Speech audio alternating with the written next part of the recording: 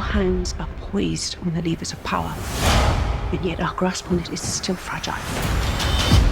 I am trying to protect the Imperium. Give me a single sentence bullet on your character and tell me what they most want when we first meet them. Do you want a moment? I am vengeance-driven, and I want world domination. That's all. There you go. I'm playing Tula Harkonnen. She is the younger sister of Valia, who wants to rule the universe. And if you can imagine what it's like being the younger sister of someone who wants to rule the universe, then you have my motivation. We founded a sisterhood. Assigned to the great houses to help them sift truth from lies.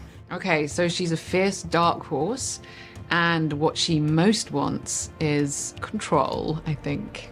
But yeah, we meet a very different Natalia at the beginning. There was a time when you took my views seriously, instead of allowing those sorceresses to woo you.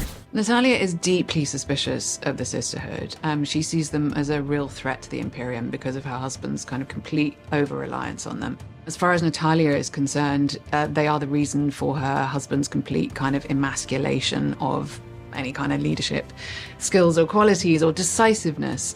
So Natalia really sees, the Sisterhood as something to be steered very, very clear of, let's say. I play Princess Inez. She is the heir to the Golden Lion throne, and she's dealing with everything that comes with that. And when we meet her in the show, her plan is to go study at the Sisterhood. Constantine Carino, and he's the illegitimate son of the Emperor, and he most wants, I guess, to keep Nez safe is his biggest goal at the moment. I play Kieran Atreides, and he is the Royal Sword Master, and I think when we meet him, he just wants to do his job and do the right thing. I love that. Let's say, he's just working. Okay. There's a war hidden in plain sight. I'm the only one that can tell you the truth. Desmond is flying solo. He's a bit of a mysterious character. He's got a lot of pain and hurt, and he's got a vendetta against the people that caused it. And who is Mark Strong's Emperor to him? What's the dynamic there? Desmond really wants the Emperor, Mark Strong's character, to prevail. He really thinks the Imperium needs a really strong leader, and he's going to try to help the Emperor out. Give me the one-line bullet on your character, and what do they want most when we first meet them? Ambitious, mysterious, and capable. What does she want most? To be respected for who she is, to be seen. Lila is empathetic, vulnerable, and eager to learn. And I think what she wants the most is to just figure out her place in the Sisterhood and who she is. Lila seems to have a quiet confidence, whereas Theodosia's louder. Am I reading that right? I think so. Yeah, she knows. She's confident with it. She's not shying away from her capabilities. I don't think Lila knows that she's confident, though. I think Lila doesn't know how good she is. I think she's just trusting her own instincts at the start of the show. All right, Dune Prophecy is set 10,000 years before the Dune movies. What's the most accessible way that you can describe the show? This is the story of... Well, this is the story of the Bene Gesserit and how they came to be, but I don't know if that's accessible to people who haven't seen the movies. So if you've seen the movies, or you're a Dune fan, or you've read the books, I think you know how intriguing that is. But if you haven't at all, I would say this is a tremendous look at a future universe and a rise to power of a very powerful organization.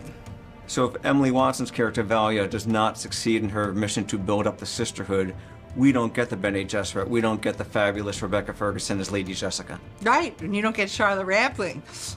Yes, absolutely. The Bene Gesserit put it all in motion, and true to Frank Herbert's vision, and they do it 10,000 years in advance. So it is very much a long game we're playing. This endangers everything. There are secrets we have gone to great lengths to keep. We first meet them in the prologue. How would you say their relationship evolves over time to when we catch up with them in the present? When you see them as young women, they are very unformed, unsure of themselves. Valia is clearly very powerful, but doesn't know where to put her rage and how to where to put her life, really. And then there's a moment where she's sort of turned around by a charismatic leader who says, I see you, you're special, come with me. And then that sets her on a path in the sisterhood, and she learns to control everything. Olivia, how would you say Tula's wishes, hopes, and dreams for the sisterhood might slightly differ from Valia's? I'm not sure that she has such a strong philosophy. Her main drive is to sort of come out from behind the shadow cast by her greater and noisier sister, but I would say look out for the quiet ones. A sister on the throne. Nothing is more important. And this is the marriage that makes it possible. This is us playing God. Sarah-Sofie, Inez is heading for wedding. Congratulations. Thank you. What's her point of view on that? Does she get to have one? She thinks it's a good idea because it makes her go, able to go to the school.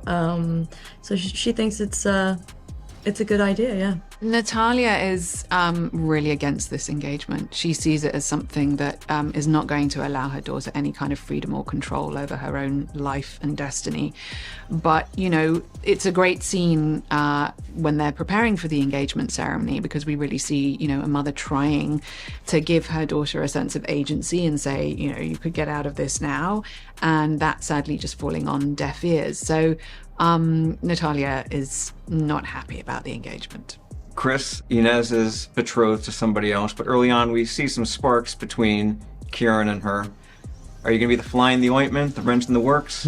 Yeah, I think, Kieran's point of view is he wouldn't say no to, to some sort of interaction with Nez, definitely.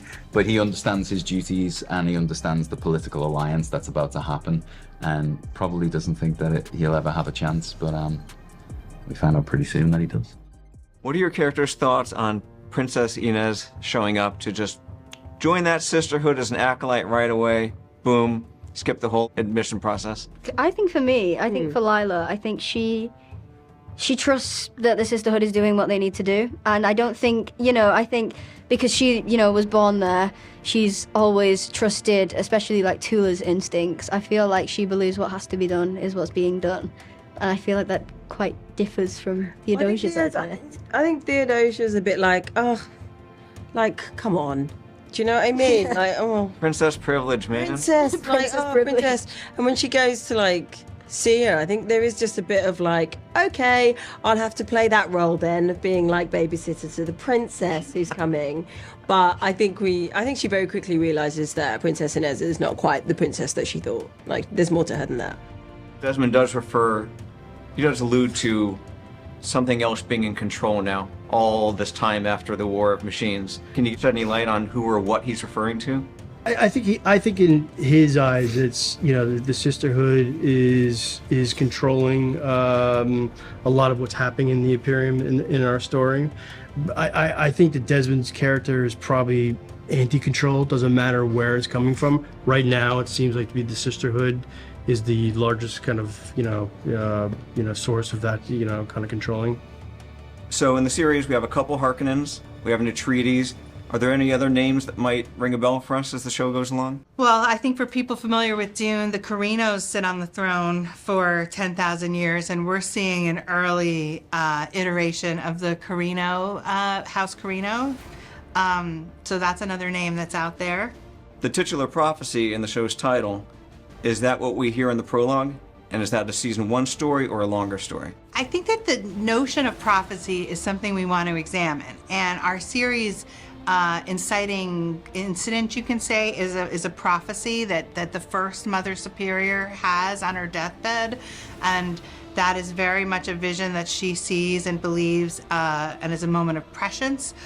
Which is part of the Dune universe. But then how that develops, how that prophecy is going to be interpreted, who is going to believe in it, who isn't, will it be weaponized, how, those are all things left for us to explore, because I think it's not just one thing at the end of the day.